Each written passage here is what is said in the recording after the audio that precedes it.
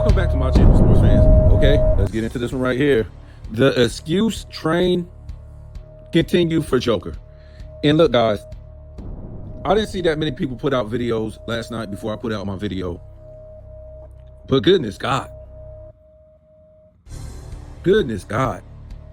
I mean, we're not here to beat up on Joker. And Joker's not a bad guy. He doesn't really say anything wrong or, do anything wrong as far as that's concerned.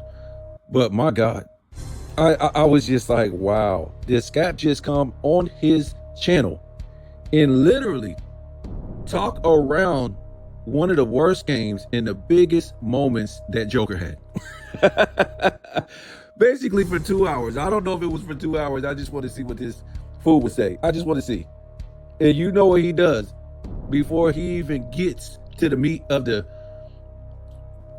matter. He just talks around and talks around. That's why you can't listen to him on a panel. He never gets to his point. It's always talking around the point he's getting to.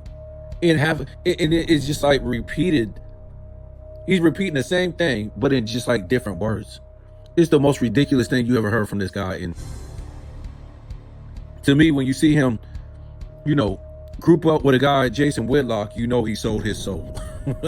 He sold his soul when you see him with Jason Whitlock. And, you already knew he was on the way to selling his soul when he begged Gilbert Arenas, please, man, please, I want to battle you, man. Gilbert Arenas, one of the biggest liars on YouTube that's telling sports.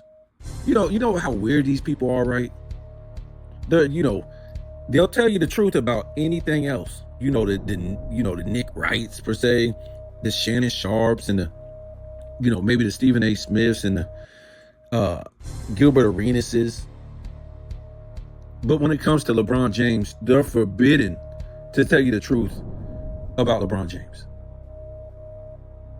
They'll just tell you a total opposite, bold-faced lie. That's how crazy and twisted the whole LeBron James, his whole career is. This whole career is a blatant lie. But these people are supposed to, be so intelligent that they can't see the blatant lie because they're part of the blatant lie in the first place. So, it tells you how much money these guys are getting paid to basically lie for LeBron James. And we're not here to talk about LeBron James, but I'm just saying Scap, a guy who puts out great content in the past and a guy that beat up on LeBron James. And of course, we're not here to beat up on Joker, because he's really did nothing wrong. But at the same time, this is a guy who, like I said, I think, to me, Scap done sold his soul. And of course, he ain't going to say my name. Dudes like that ain't going to say my name because the people they battle are scripted. So you're going to see when they go against another dude, it's all going to be scripted, right? We can only go this far. We can only say this, blah, blah, blah. It's along with the script. Also, what comes along with the script, both of them are each making each other money, right? So, Scap can't make no money off of me, per se. I'm not monetized. And he can't make me no money and blah, blah, blah. That's why I told you Dreamers Pro was scared to say my name that day, even though he acknowledged my comments that he works for ESPN and Disney, and he continues to confirm that he works for ESPN and Disney by putting out ESPN Fox material that is owned by Disney. That's all he really got. Yes, he'll act like he's going against LeBron James and all this stuff. That ain't nothing big. That's what keeps LeBron James going is not his game, not his greatness. It's people talking about LeBron James. That's what keeps him going. That's what keeps the money going for LeBron James. That's what keeps the drive going for LeBron James. That's what, why the NBA doesn't push him to the side. Because the NBA has a, for better or worse, face of the league. Get that? Nowhere in sports history has a league had a face that was for better or worse. It was always for better. If you wasn't, for better for the league, you couldn't be the face. If you wasn't a winner, you couldn't be the face. If you wasn't a leader, you couldn't be the face. This is how insane this NBA has gotten. And I won't be surprised if it gets more insane when Michael Jordan comes. I haven't seen anything that could convince me that Michael Jordan wouldn't be coming in here saying stupid stuff to help this NBA out. Besides, I told you before, I said Kenny Smith, Charles Barkley, Shaq. Why do they want to be part of a three-point era? This ain't even a 2010s basketball. This ain't even a 2000s basketball. This thing is so far removed from what we recognize as basketball. Why would Michael Jordan want to be a part of this?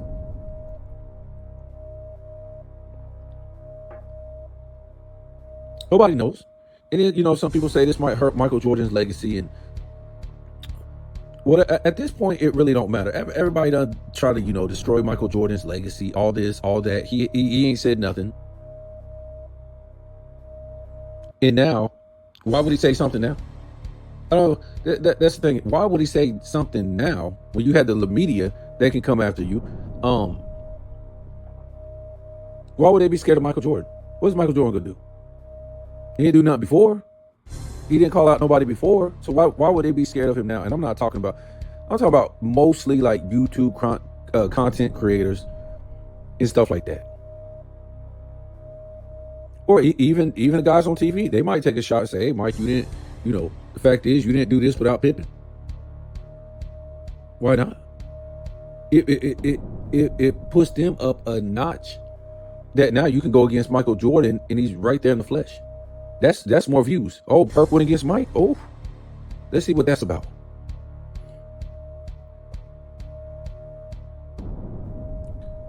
I'm just saying, folks. So yeah, Scat, man, this guy, to me, he done sold his soul for money, right? That's what these guys do on YouTube. They basically sell their soul for money, their integrity, their soul for money. And for whatever reason, you know, I guess everybody needs money.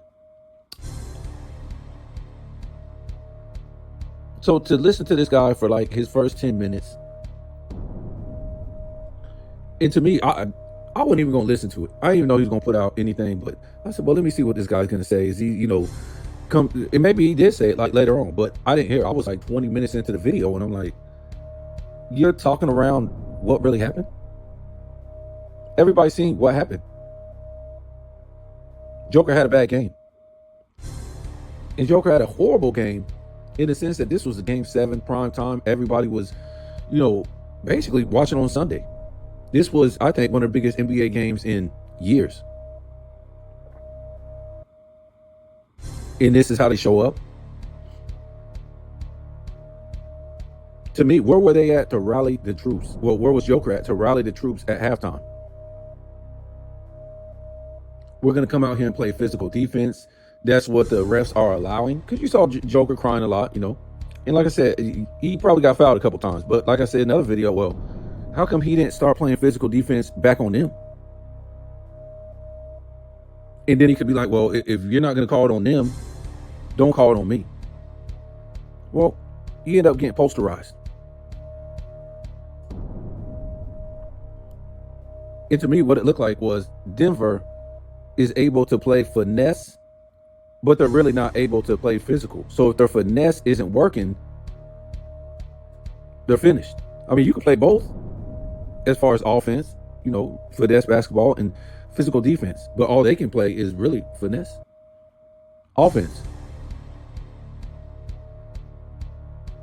And I think they gave up. They waved the white flag. I was watching Rated R Sports, and one of the guys said he was something like, you know, he just couldn't believe that Joker let the coach take him out of the game. Instead of taking himself out of the game, he let the coach take him out of the game. Didn't even let him play the fourth quarter.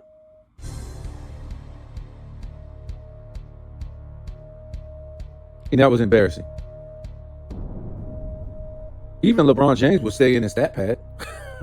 Even LeBron James would stay in there in stat pad. I don't know. But Scap did not get in front of it. All he had to say from the beginning, and like I said, I didn't watch the whole video. I was like 20 minutes into it, something like that. Hadn't heard a peep that Joker had a bad game. All I heard was their defense on Joker made Joker throw it to the open guys And when he threw it to his teammates just bricked it up.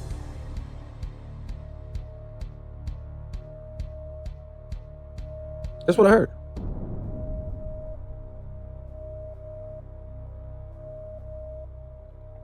And that's why Joker didn't take a lot of shots. About the 5 turnovers. So basically, he's saying that Joker is the only guy on that team that faced any kind of defense in Game 7. All the other players, they didn't face any defense. And Joker, he didn't miss no shots.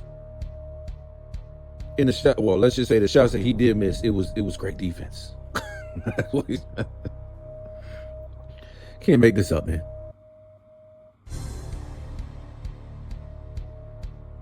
And look, Joker's great, and he didn't really seem too disappointed in the presser. He kind of seemed like he was relieved. He was talking about drinking beer. He wasn't talking about we got to get better from the clips I've seen. And he was doing the LeBron James, rubbing all on his face. What's up with these guys? They just can't like sit at the podium and just take questions without rubbing their eyes, their ears, their mouths. They're like little kids, right? Like big ass little kids rubbing all over their face. It's like, what's wrong with you? That's why somebody told me, said, never trust anybody that just can't sit there and talk.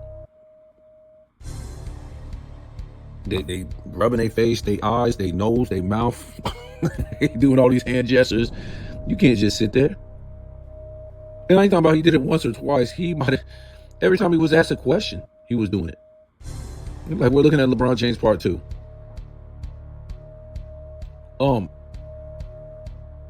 So yeah, the Joker ain't gonna get no smoke for this. Not from his fans, not from the media. I don't see who they get, really.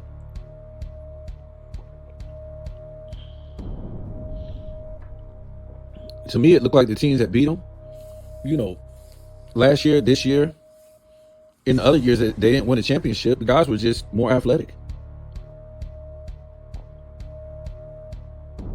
This is a game they want to play in. This run and gun, just chuck up threes. This is like real athletic.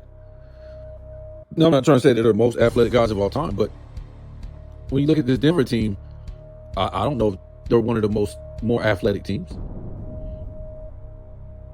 Definitely not more than OKC, but OKC barely won this series. It took them to 7 games. I won't be surprised. Anything can happen in this NBA. And they were talking about on the game yesterday that them, go ahead and take the hit on the luxury tax. Go ahead and get you a superstar. That's what teams with a great superstar, they just pay the hit. So if you go over the cap, you go over the cap. But that's the only way you're gonna win. So, it might happen.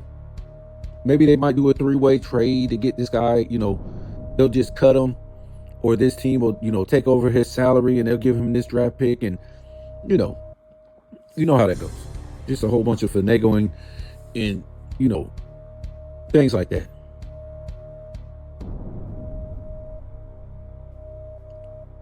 So if next year shows up, they show up next year and they got Greek Freak on that team, I can't take Joker serious no more. I couldn't. To me, he would drop down the rankings. And to me, what would be so weird is you have both of these guys pretty much do the same thing. They're big time scorers on their teams. They're big time rebounders. Well, they're the number 1 rebounders and scorers on their team. And we know Joker is a facilitator, but the thing is, Greek, he does a lot of facilitating. So that would be weird, man. I mean, and then if they didn't win the championship, I would really drop these guys in the ranking. Because to me, what Lane Time and Greek Freak pulled off, and didn't get no smoke. They didn't get no smoke because of injuries. See how that works? When they came together, they were odds-on favorite to win the championship. Wow. When it was all said and done, they didn't even come close to a championship. That's what I'm saying. Only the NBA, man. Vegas is cleaning up because these dummies will tell you, yeah, man, put your money on the Bucks, man. They're the favorites. They got Dame and didn't even make it close. 2 years in a row. Talking about some injuries. The best medicine, the best science, the best this and that. And you got these injuries.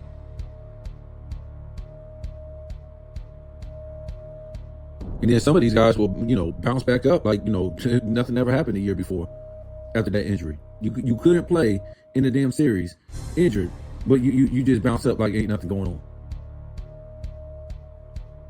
The NBA is a weird place, man. I don't see how people don't see it, but it's a lot of funny business going on in the NBA. There's a lot of funny business.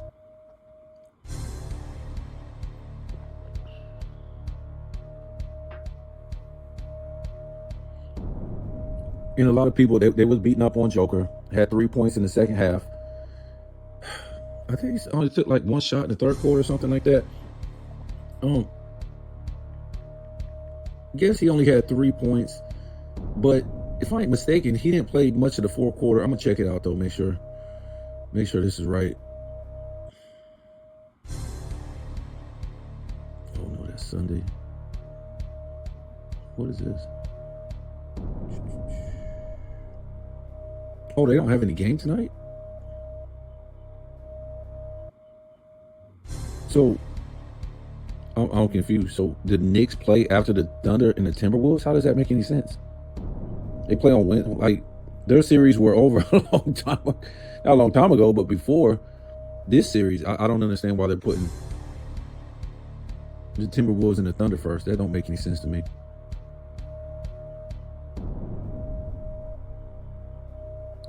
I just want to look at this real quick. Okay. So I was wrong. So Joker entered the game in the fourth quarter. At the beginning of the fourth quarter, Joker enters the game for Peyton Watson. Let me see when he goes out.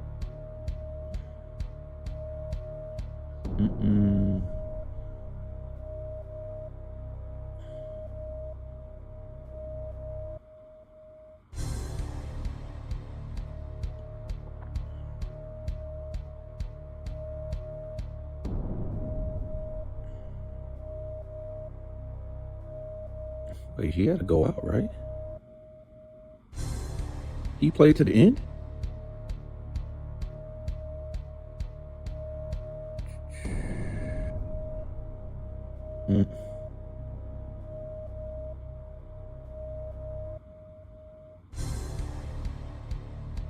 I don't see him.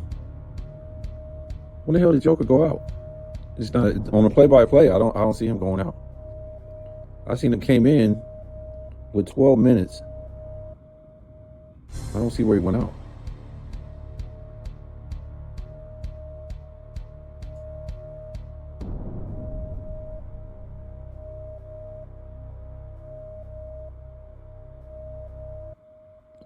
Oh, okay, here we go, my fault. So they basically subbed all the starters out at 9:36. Yeah, that's what I didn't even think he played the fourth quarter. It was like, so it would, basically, 3 minutes. He only played 3 minutes in the fourth quarter because at that point, it was a 30-point lead. So, at first I was just like, okay, he only scored 20 points altogether. He only scored 3 points in the third quarter, but I mean in the second half. But they're on him, man. Like I said, to me, he should have put up a 50-point performance. And what they found out was this guy's got a big weakness. A big weakness. Stop him from running the offense, and you're gonna win. That's what you got to do. I mean, you don't have to be a rocket scientist to figure this out. Stop him from because he's a fake point guard. Nobody has their center running their offense. Has it been working? Yes. Does it work? Yes. But that's all you got to do is, get in his face and stop him from running the offense. Because nobody else has that. Only this team. Because what he wants to do is sit at the key, sit at the free throw line or whatever like that, and just hand it off to these guys or throw it to these guys So if you stop him and you get him frustrated, the whole offense is just finished. The whole offense is done because these guys don't know what to do. That's why they always say this stupid phrase, man, surviving Joker time. Surviving Joker off time. That's what they say. Because his team is like a LeBron James team. They don't know how to play basketball once LeBron James leaves, they don't. And that tells you the coach ain't really coaching the team. Coach ain't coaching the team. See, Michael Jordan, he didn't always need the ball in his hand, especially in the triangle. Most of that was just like catch and shoot. Michael Jordan didn't play around, man. That got the ball and just went surgical. That was, when you watch the highlights, it's the best because, Mike keeps you off balance. So he ain't just gonna sit there and play with you. He's just gonna go at you. Because once he go at you, it depends on what happens. If he goes right, if he goes left, if he, you pivot this way. If he ends up in the air with two guys, if he ends up in the air, close to the rim, or at this angle or that angle, he had a counter for everything. But what I'm trying to say is, Mike, he didn't waste no time. He just went at you, because if he goes right at you, now you're off balance. If he just sit there and play with you, now you're just squaring up.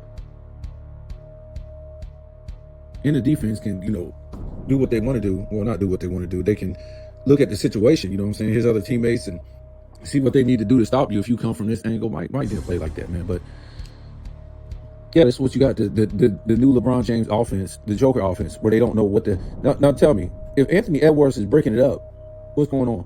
Minnesota, they know what to do. Or Anthony Edwards is out, they know what to do.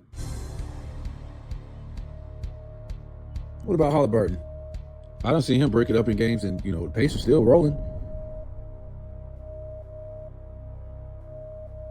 I'm not trying to say that they don't exclusively know what to do for Denver, but I'm just saying, if he's not running that offense, that's where you get the Joker off time.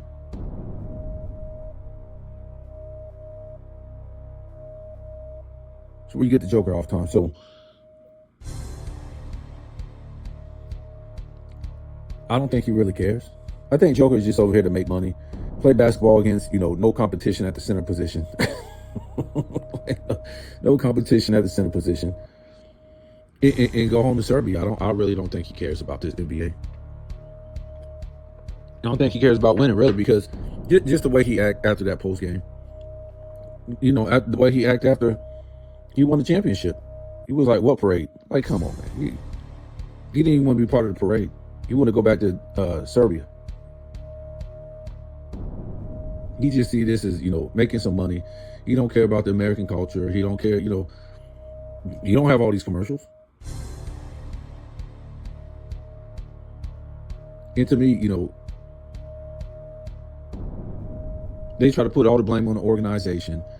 They had to fire the head coach because, in essence, Joker let all these guys sign these contracts. The Gordon, the Porter Jr., and, the Murray, knowing that they were hobbled and injured and, throughout the years. And like I said, I ain't got no problem with it. But this is one thing Scap ain't never going to tell you. He ain't going to tell you that Joker let him sign these contracts. And when I say Joker,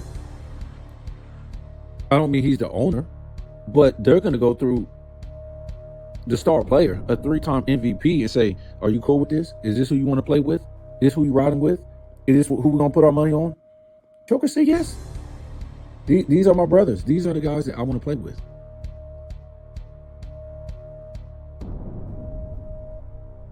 So let him sign the contract, and boom, bam, boom. This is what you got right here. He didn't want to go out and play with another guy of his caliber. And I don't know if he will. Because if he does, he's gonna have to sacrifice his stats. Especially if he gets a guy that plays in the paint like him. And to me, I don't think he'll go get anybody. I just don't. Just the way he acts. He really didn't acknowledge it last year or this year about getting a Hall of Fame type of guy. So I don't think he cares. I think he just cares about playing, making money in the NBA and going back home. And you guys can have all the rest, because You can't be a 3-time MVP and the best player in the 2020s and not even be the face of the league. That's how crazy this NBA is.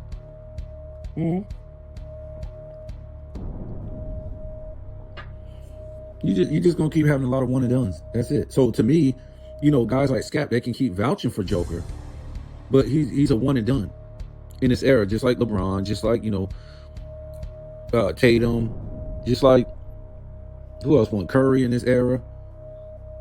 It's all gonna be one and done. Greek Freak, one and done. It's gonna be a whole bunch of one and dones. That's it. I think OKC, if they win, they're gonna be one and done.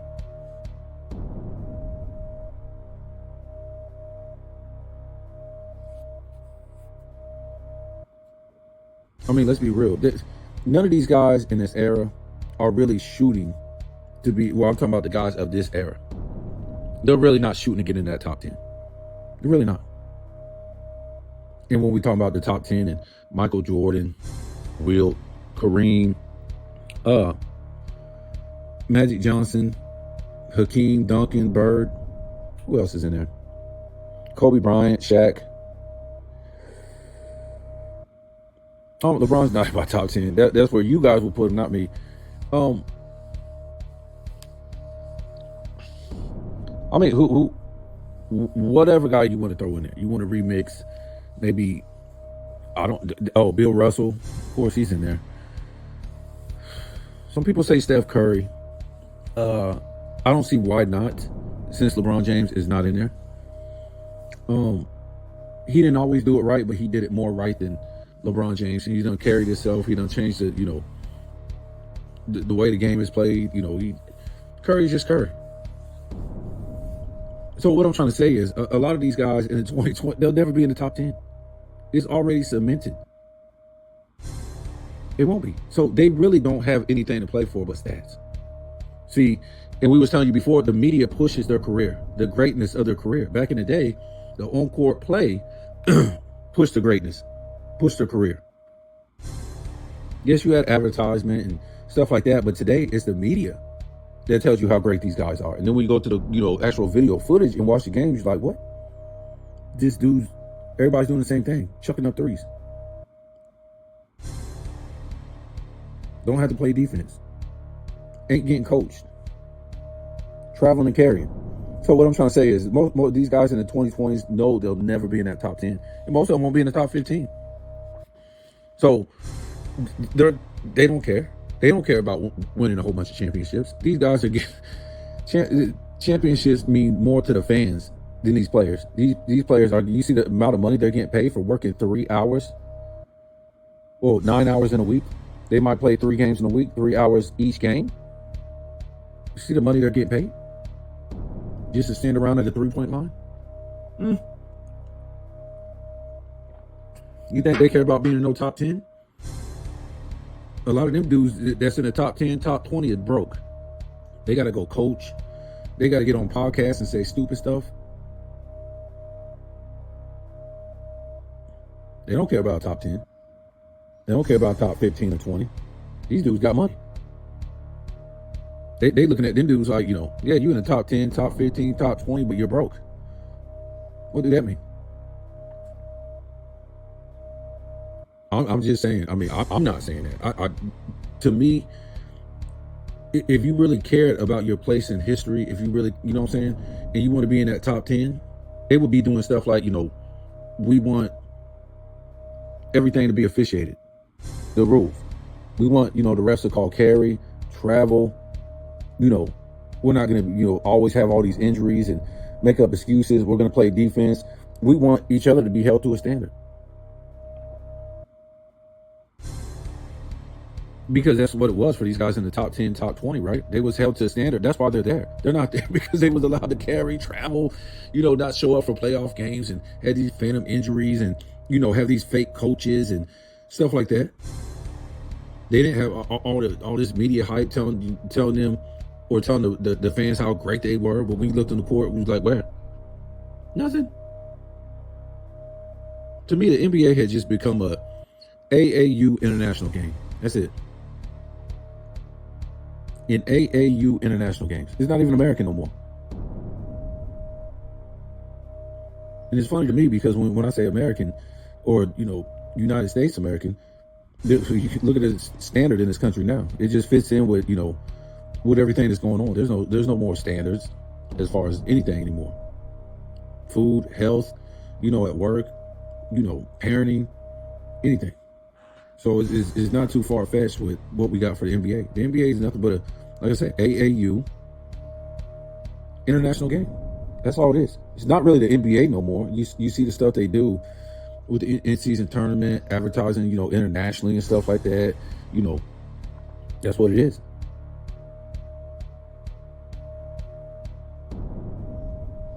So, I'm gonna go ahead and get off of here, but I ain't got no problem with Joker. I ain't got no problem. He is what he is. To me, he might be a top 20 player. I would say I would put him at 20.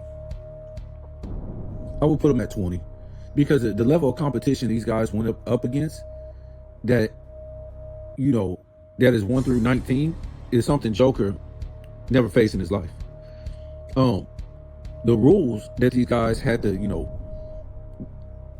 I wouldn't say endure, but had to play by. The rules that they had to play by is something Joker never seen in his life. Again, Joker is a type of guy that got better as the league got worse.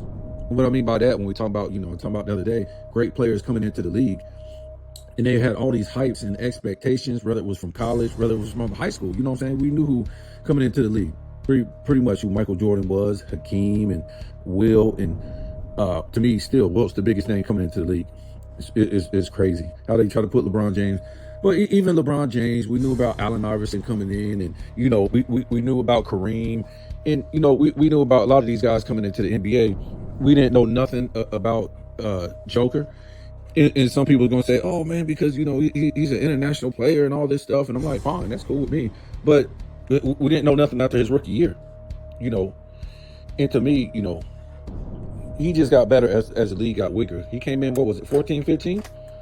I didn't hear nothing about him. That's that year that, what's the face won the championship. What was it, the Golden State Warriors? So he is a product of the 2020s, a weak era where there's really no competition, there's no consistency, there's no real rules, there's no coaches, there's no refs to me, because you couldn't talk to refs like this and stuff like that. The NBA is just all over the place, and he's a product of this. So, I'll put him in there in 20.